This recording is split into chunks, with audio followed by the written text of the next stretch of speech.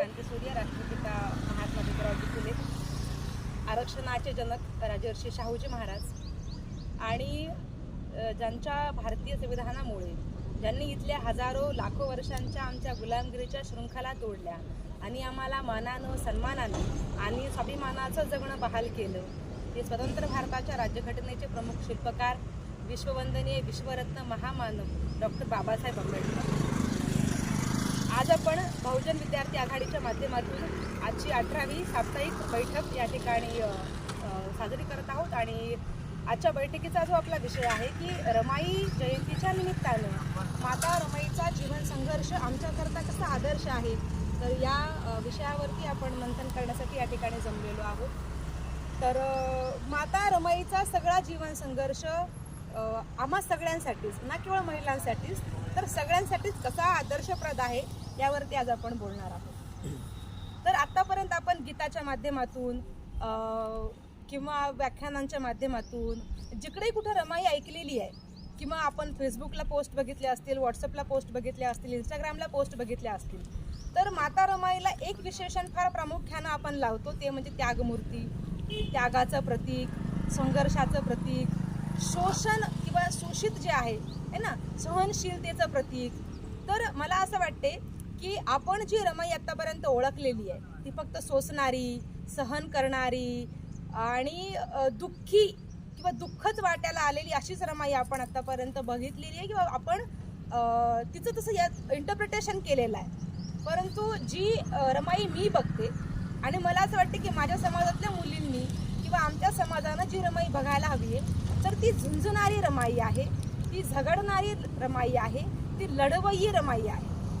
कारण की जसं नाण्याच्या दोन बाजू असतात, जर आपण बाबासाहेबांचा सगळा तेजोमय प्रवास बघणार असू, जो सगळा त्यांचा संघर्ष राहिलेला आहे, ज्या संघर्षाचा परिपाक म्हणून आज आपण या ठिकाणी जमलेलो आहोत, बोलू शकत आहोत, मानासन्मानानं जगू शकत आहोत, आपल्या आवडीचं प्रोफेशन करू शकत आहोत आणि एकंदरीत सगळं आपलं जीवन सुखमय करण्याचा जो काही परिपाक बाबासाहेबांच्या संघर्षानं आपल्याला मिळालेला आहे, त्याची दुसरी बाजू ही माता रमाई आहे.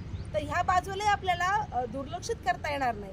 परंतु माता रमाईनं जेवढं सोसलेलं आहे, जेवढं सहन केलेलं आहे, जेवढा त्याग केलेला आहे, त्या तेवढ्याच पटीनं किंवा त्यापेक्षाही जास्त माता रमाई खंबीर राहिलेली आहे.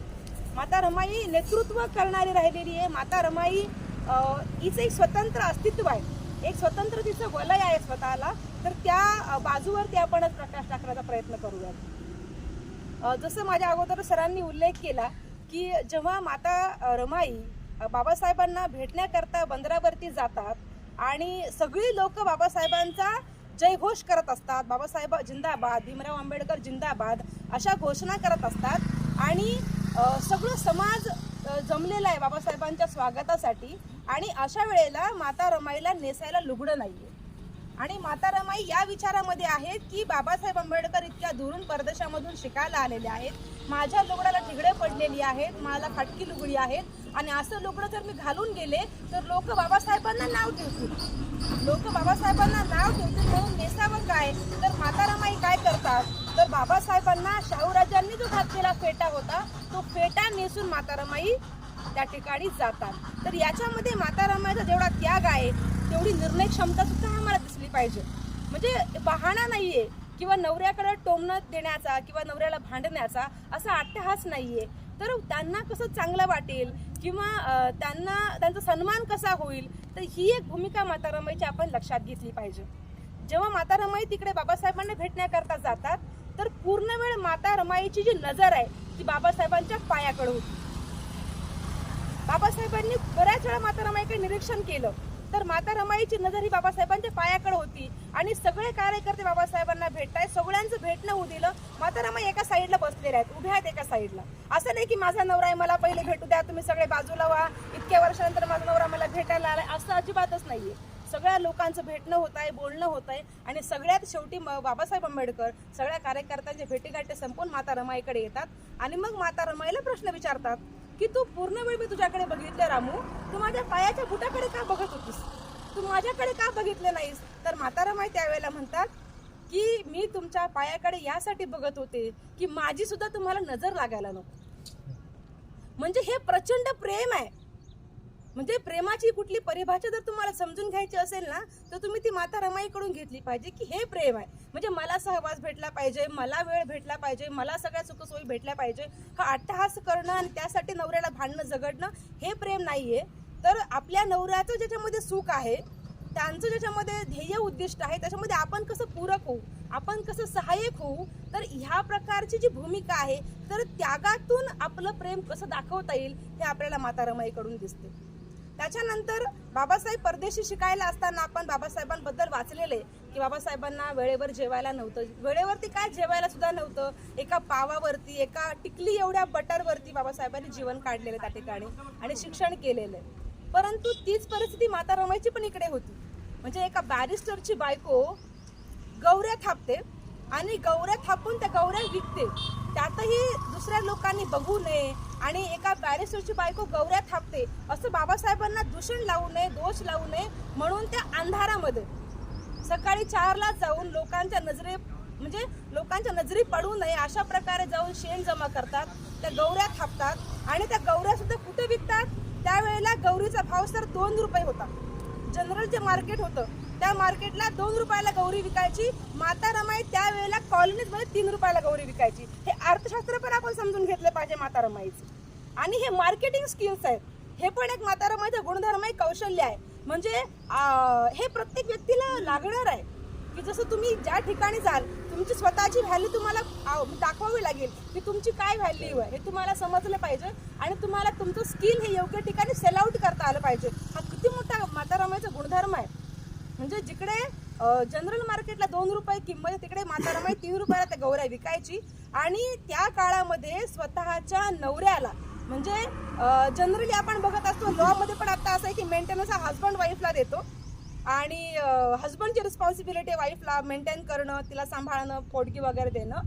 परंतु त्या काळामध्ये माता रमाई अशी एकुलती एक अशी बायको असेल की जी 3 रुपयानं गौरी विकून आपल्या नवऱ्याला मनी ऑर्डर करते शिक्षणासाठी. म्हणजे ही खूप मोठी गोष्ट आहे आणि हे असं इतिहासामधलं एकमेव असं उदाहरण आहे असं मी खात्रीने सांगू शकते. दुसरं कुठलं उदाहरण तुम्हाला असं बघायला भेटणार नाही. त्यामुळे हाही जो माता रमाईचा अंधारातला गुणधर्म आहे तो पण आपण घेतला पाहिजे. आणि हे स्किल जे आहे मार्केटिंग स्किल हे पण माता रमाईचं फार महत्त्वाचं होतं. त्यानंतर घरामध्ये माता रमाई जे काही संसार चालवायचा तर माता रमाई पुड्या बांधायच्या. म्हणजे जसं आता आपण आर्थिक नियोजन बघतो की नाही, मोठे मोठे मास्टर क्लास लोक त्याच्यावरती घेतात की लोकांना पैशांचं नियोजन जमत नाही, अर्थशास्त्र जमत नाही, आर्थिक व्यवहार जमत नाहीत. तर माता रमाई पैशांच्या पुड्या बांधायच्या आणि एका पुडीमध्ये 1 दिवस ढकला पाहिजे. आजच्या दिवशी काही झालं तर ह्या पुडीमध्येच आपला दिवस निघाला पाहिजे आणि असं सगळं खर्चाचं काटेकोर नियोजन माता रमाई करायचं. म्हणजे हा सगळा जो काही संघर्ष जेव्हा उभा राहतो ना तेव्हा एक महापुरुष घडत असतो. त्यामुळे ह्याही गोष्टी महत्त्वाच्या आहेत. मग असं होते की जेव्हा बाबासाहेब खूप पुढच्या टप्प्यामध्ये असं शिक्षणाच्या आणि लोकांमध्ये बाबासाहेबांबद्दल फार जनजागृती होते, बाबासाहेबांचं काम दिसते आणि मग कार्यकर्त्यांना असं वाटते की बाबा बाबासाहेब आपल्याकरता शिकायला गेलेले आहेत, आपल्या समाजात उद्या भलं होणार आहे. आणि माता रमाईची फार वाताहत होते, फार संघर्ष माता रमाईचा चालू आहे आर्थिक. आणि म्हणून एक काही कार्यकर्ते जे बाबासाहेबांचे फार घनिष्ठ होते ते कार्यकर्ते काय करतात की काही पैसे जमा करतात आपापसामध्ये कॉन्ट्री करून आणि माता रमाईला ती भेट म्हणून देऊ करतात, एक मदत म्हणून देऊ करतात. म्हणजे बघा तुम्ही की जिकडे माता रमाईची खाण्यापिण्याची वाताहत आहे, माता रमाईचे लेकरं औषध पाण्या वाचून मरतायत, अशी परिस्थिती माता रमाईची. आणि वरून त्यांना बाबासाहेबांना मनी ऑर्डर पाठवायची आहे आणि अशा वेळेला कोणीतरी भेट देऊ करत आहे. पण असं नाही की माता रमाईने पदर पसरलाय किंवा मागे, असं पण नाहीये. ते स्वइच्छेनं लोक जमा करतायत आणि माता रमाईला देऊ करतायत. त्या ठिकाणी माता रमाईचा स्वाभिमान बघा. माता रमाई फार प्रेमानं, आदरानं आणि नम्रपूर्वक ती भेट नाकारतात.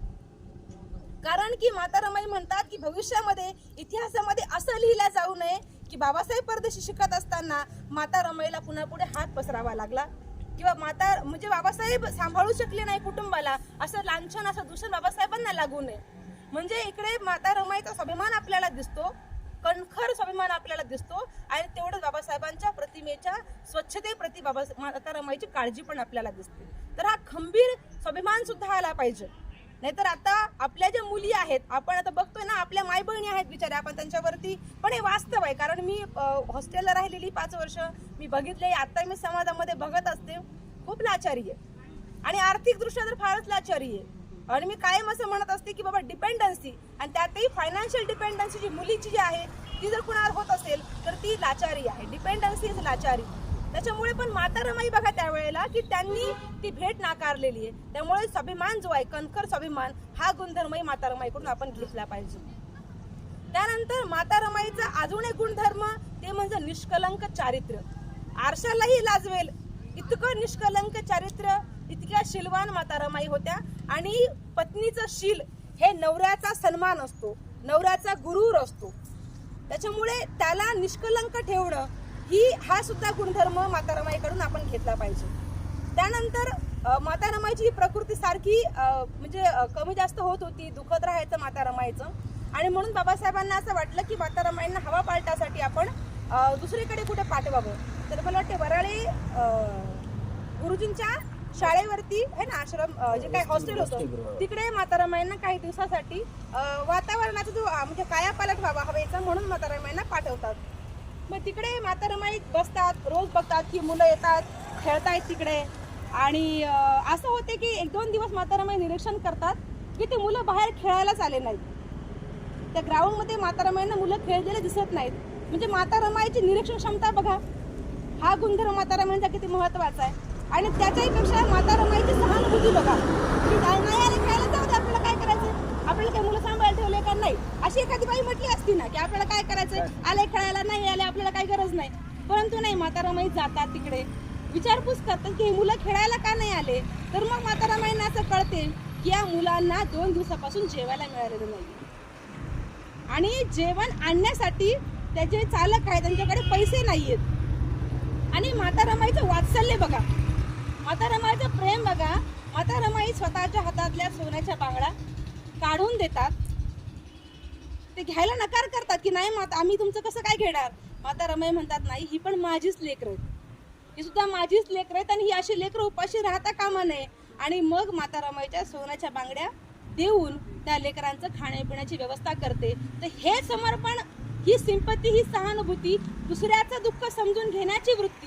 स्वतः जरी 4-4 लेकरं गमावलेली असतील तरी सुद्धा दुसऱ्याच्या लेकराच्या प्रती सुद्धा माता रमाई जे काही वात्सल्य होतं, जी काही प्रेम भावना होती, सद्भावना होती, तर हाही गुणधर्म माता रमाईकडून आपण शिकण्यासारखा आहे. त्याच्यानंतर जे काही मला वाटते माणगावच्या परिषदेमध्ये बाबासाहेबांना जेव्हा शाहूराजांनी सांगितलं की माझी मनोदेवता मला अशा सांगते की बाबासाहेब आंबेडकर हे फक्त अस्पृश्यांचे नाही तर सबंध हिंदुस्थानचे नेते होतील आणि सबंध बहुजनांचा उद्धार करतील. तर त्या सभेमध्ये माता रमाईंनी भाषण केलेलं, हे फार कमी लोकांना माहिती आहे.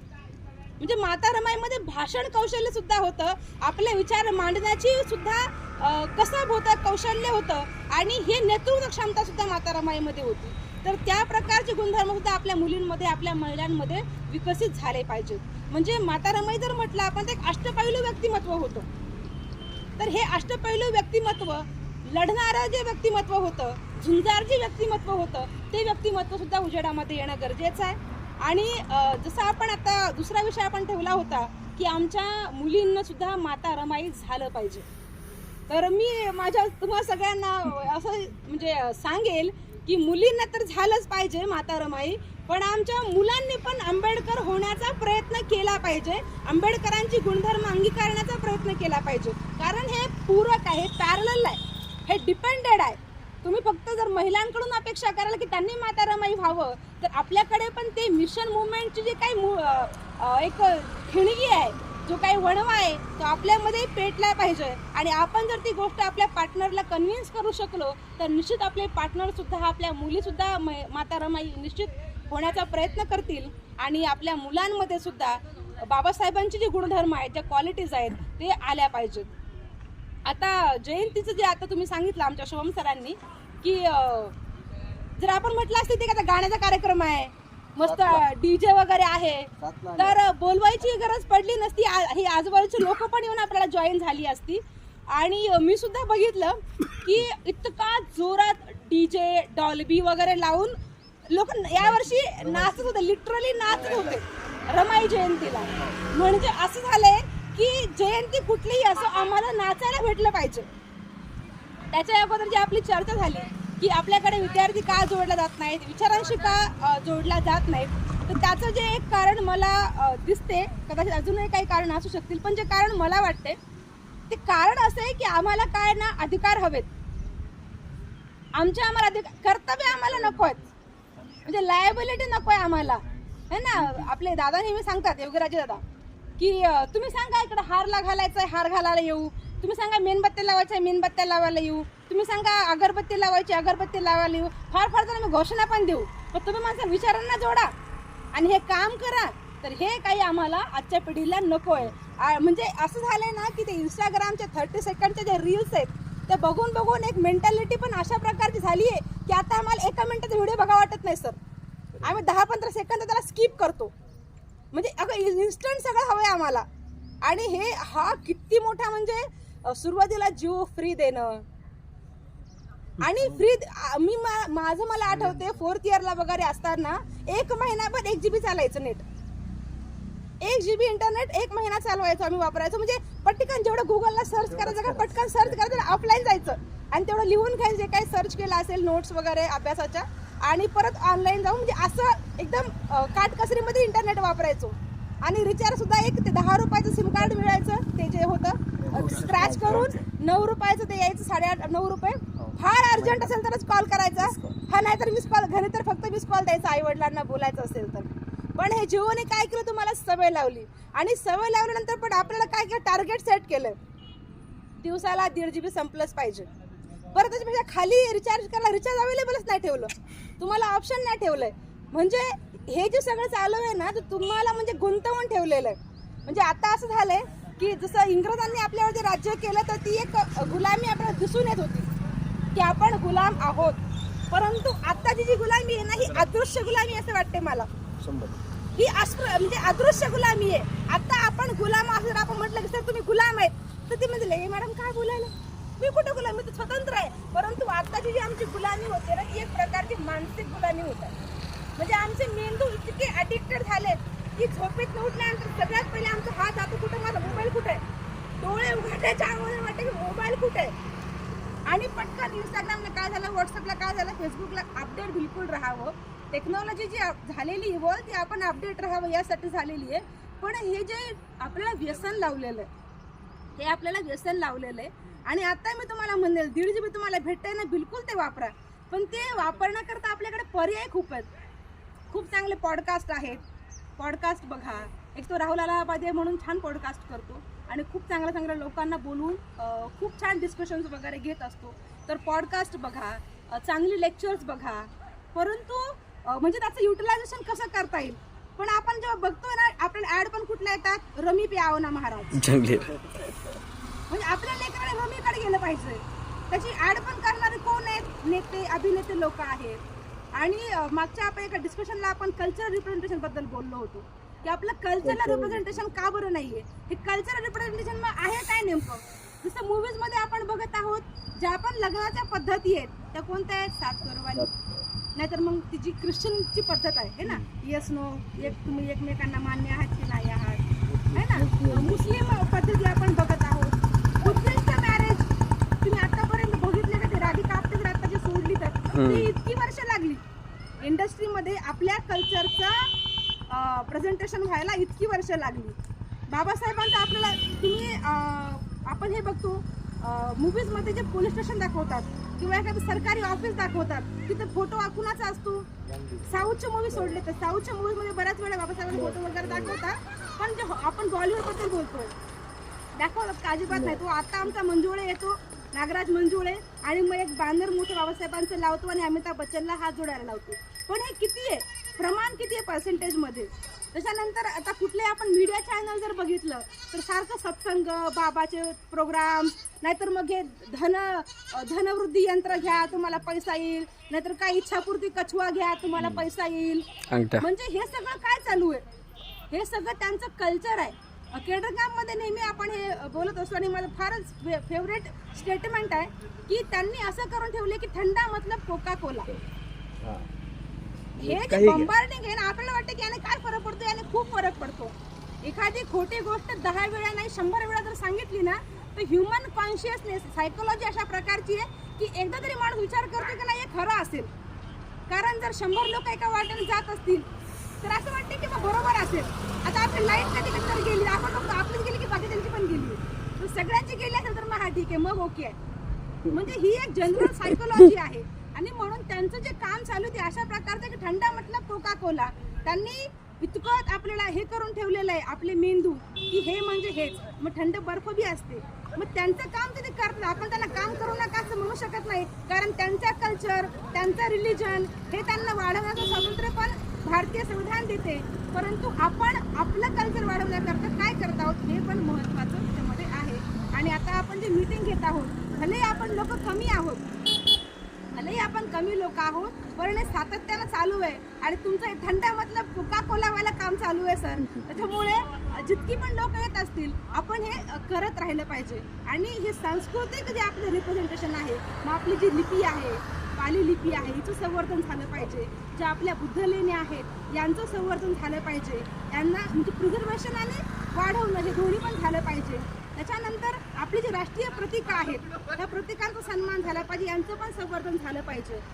आपलं भारतीय संविधान हे पण आपलं राष्ट्रीय प्रतीक आहे, आपला वारसा आहे, याचं पण संवर्धन झालं पाहिजे. आणि आता कॉन्स्टिट्यूशनमध्ये काय होतंय ना की बायपास करण्याचे प्रोव्हिजन्स बऱ्याच प्रमाणात चालू आहेत सर. आता हॉस्टेलला मी थोडंसं कनेक्टेड आहे समाज कल्याणच्या वसतिगृहाला. तर आता रिसेंटली मला एक गोष्ट माहिती झाली की जे मेसचे टेंडर भेटायचे, तर अगोदर काय होतं की डायरेक्ट कॉन्ट्रॅक्टरला भेटायचे. म्हणजे समजा आमच्या सरांना भेटतील, खरा सरांना किंवा कारू सरांना भेटतील किंवा भोजन सरांना भेटतील, तर समजा उद्या ॲपल चांगलं नाही आले किंवा दूध चांगलं नाही आलं, एखादी गोष्ट नाही भेटली तर डायरेक्ट कॉन्ट्रॅक्टरला पकडता येत होतं की बाबा तुम्ही प्रोव्हाइड नाही करत आहे प्रॉपर, आणि किंवा काढून टाकण्याचे पण अधिकार होते. आता त्यांनी काय केले की ही सगळे प्रोसेस सेंट्रलाइज केली आहे.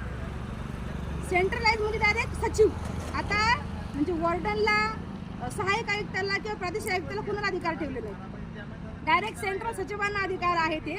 आणि आता गेल्या 3 महिन्यापासून कोणतंच बिल सँक्शन झालं नाही. एक एजन्सी केली आहे सेंट्रल लेवलला, एक कंपनी केली आहे, आणि त्या कंपनीनं काय केलं की तुम्ही ही मेस चालवा, तुम्ही ही मेस चालवा, तुम्ही ही मेस चालवा, असं ओरली सांगितलेलं आहे. आणि ही लोक 3-3 महिन्यापासून स्वतःच्या खर्चाने मेस चालवतात. यांचं 1 रुपयाचं बिल आतापर्यंत निघालं नाही. जर यांचं बिल निघालं नाही तर मग रिस्पॉन्सिबल कोणाला ठेवायचं?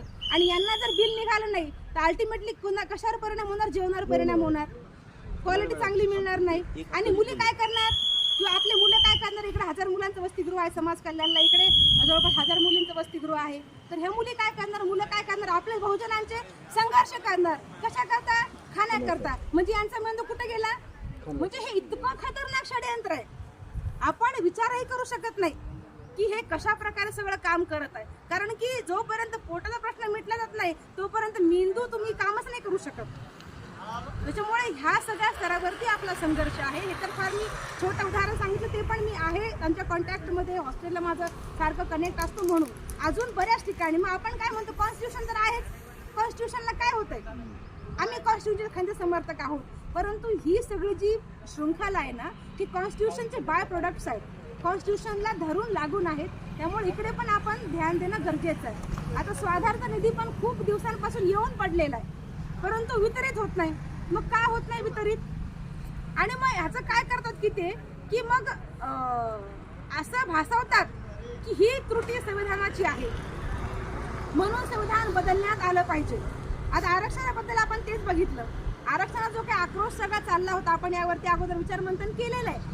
आरक्षणाचा आक्रोश तर जे पॅरामीटर कॉन्स्टिट्यूशन देत आहे, शैक्षणिक झालं मागासलेपण, शैक्षणिक मागासलेपण, सामाजिक मागासलेपण, सांस्कृतिक मागासलेपण, हे जे मागासलेपण आहे हे ज्यांचं असेल त्या वर्गाला आरक्षण मिळू शकते.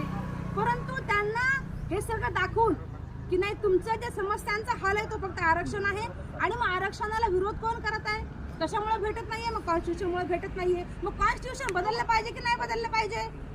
म्हणजे अशा प्रकारची भूमिका, अशा प्रकारचं माइंड तयार करण्याचं काम चालू आहे. आणि सध्या देशामध्ये आपल्याला मोठा 2 वर्ग आपल्याला दिसत आहेत की एक प्रकारचा वर्ग जो आहे तो कॉन्स्टिट्यूशनला जपण्याचं, सांभाळण्याचं काम करत आहे आणि त्याच्यासाठी जीव द्यायला पण तयार आहे, जीव घ्यायला पण तयार आहे. आणि एक वर्ग जो मोठा वर्ग आहे असं आपल्याला म्हणता येईल की जो कॉन्स्टिट्यूशन बदलण्यासाठी, देशाचं हिंदू राष्ट्र करण्यासाठी, रामराज्य आणण्यासाठी, ज्या रामराज्यामध्ये शंभू हा फक्त खालच्या जातीचा असल्यामुळं तो विचारचन करू शकत नाही किंवा आध्यात्मिक गुरु होऊ शकत नाही, म्हणून त्याचा वध होतो. असं रामराज्य, ज्या रामराज्यामध्ये वेगवेगळ्या प्रकारचे कायदे आहेत, अस्पृश्यांना कसल्याही प्रकारचा त्यामध्ये हक्काधिकार नाहीये, अशा प्रकारचं म्हणजे उच्च निष्ठेवर आधारित, विषमतेवरती आधारित अशा प्रकारचं राज्य दाखवण्याचं काम करतायत, मनुस्मृतीचं समर्थन करतायत. त्याच्यामुळे हा खूप मोठा एक मला असं वाटते की जसं बाबासाहेबांनी सांगितलेलं आहे की the history of India is nothing but a revolution and counter revolution. तर आता ही जी म्हणजे मनुस्मृतीचा कालखंड जो बाबासाहेबांनी संपवला कॉन्स्टिट्यूशनच्या माध्यमातून, तर हे एक रिव्होल्युशन होतं बाबासाहेबांनी केलं. परंतु आता कॉन्स्टिट्यूशन जर संपलं किंवा जो काही प्रयत्न चालू आहे, तर आता आपण काउंटर रिव्होल्युशनच्या दिशेनं जात आहोत का, असा एक गंभीर प्रश्न आपल्याला पडतो. जे लोक संविधानाचे म्हणजे समजणारे आहेत, चिकित्सक आहेत, ह्या लोकांना पडत आहे. त्यामुळे हा फार भयावह काळ आहे. म्हणजे झुंडशाही, दडपशाही, गुंडशाही चालू आहे. तुम्ही आता बोललात तर तुम्हाला गोळ्या घालतात. तुम्ही जरी तुम्हाला कॉन्स्टिट्यूशन राईट देतोय बोलण्याचा, तुमचं मत व्यक्त करण्याचा, पण तरी सुद्धा तुम्ही मोकळेपणानं बोलू शकत नाहीये. आजही आपण बऱ्याच वक्त्यांना ऐकत असू ते असं गोड गोड बोलतात, म्हणजे यांचं पण थोडंसं, यांचं पण थोडंसं, यांचंही मन नाही दुखलं पाहिजे, म्हणजे एकदम प्रखर आणि ठाम भूमिका घेण्यासाठी लोक सुद्धा घाबरत आहेत. आणि जी लोक घेत आहेत ती लोक संपवण्याचं काम करत आहेत, मग ती कुठल्या पण जातीची असो की धर्माची असो. दाभोळकर त्याचं ग्रेट उदाहरण आहे की ते जरी पण त्यांच्या समाजातले असतील, पण ते जर परिवर्तनाचं काम करत होते, ते सुरुंग लावण्याचं काम करत होते, म्हणून त्यांना सुद्धा संपवण्यात आलं. पण तरी सुद्धा गोळ्या हो की काही हो, आपल्याला आपलं काम तर करावंच लागणार आहे, कारण ते हक्काधिकार आपल्याला आपलं कॉन्स्टिट्यूशन देते. आणि ह्या सगळ्या गोष्टींचा समारोप करत असताना मी असं म्हणेल की माता रमाईच्या जयंतीच्या निमित्तानं आपण हा जो या ठिकाणी मीटिंग घेत आहोत, तर माता रमाईचे सर्व गुणधर्म आपण अंगीकारत असताना बाबासाहेबांचा वैचारिक वारसासुद्धा आपल्याला पुढे घेऊन जाणं गरजेचं आहे. आणि 1942 बाबासाहेबांचा संदेश या ठिकाणी मी पुन्हा उद्गारित करून आपण याचा समारोप करूयात. बाबासाहेबांची त्यांनी जिवंत असताना 1942ला जेव्हा समाजानं जयंती साजरी केली किंवा त्यांचा वाढदिवस त्यावेळेस साजरा केला, त्यावेळेस बाबासाहेब आंबेडकर असं म्हणाले होते की केवळ माझ्या नावाचा जय जयकार करण्यापेक्षा, केवळ माझा उदो उदो करण्यापेक्षा, माझ्या नावाचा जय जयकार करण्यापेक्षा जे काम माझ्या दृष्टीनं महत्त्वाचं आहे आणि जे काम मी तुम्हाला सांगितलेलं आहे ते काम करा, ते काम महत्त्वाचं आहे. तेवढं जरी तुम्ही केलं तर खऱ्या अर्थानं जयंती आपण साजरी केली. आणि बाबासाहेबांच्या प्रती आपली भावना, कृतज्ञता व्यक्त करत असताना माता रमाईचाही त्याग संघर्ष आपण घेणं गरजेचं आहे. आणि त्यांच्या माता रमाईच्या लुगड्याला पडलेल्या प्रत्येक ठिगळाचं जे काही म्हणजे तो जो काही संघर्ष आहे त्याचं फलित म्हणून आज आपण चांगल्या कडक इस्त्रीचे कपडे घालू शकत आहोत. ही भावना आपल्या मनामध्ये कायम असली पाहिजे. आणि बहुजन विद्यार्थी आघाडी हा फार स्तुत्य उपक्रम करत आहे, त्याला माझा फार मी अभिनंदन करेल तुमचं. आणि मला अभिमान आहे की मी पण या ग्रुपचा एक भाग आहे, एक मेंबर आहे. आणि आपण सर जेवढे लोक असू, आपण हे काम आपल्या शेवटच्या श्वासापर्यंत करत राहू. बदल व्हायला वेळ लागत असतो, पण एक दिवस तो नक्की होईल असा आशावाद आपण या ठिकाणी व्यक्त करू. आणि या बाबासाहेब आंबेडकरांच्या पदस्पर्शानं पावन झालेल्या भूमीमध्ये आपण एक काम करत आहोत, हे अजून आपलं आपण भाग्य समजू. आणि हे असंच काम आपण अविरतपणे करत राहू. याच आशेसह आणि अपेक्षेसह या ठिकाणी माझ्या वाणीने विराम देते.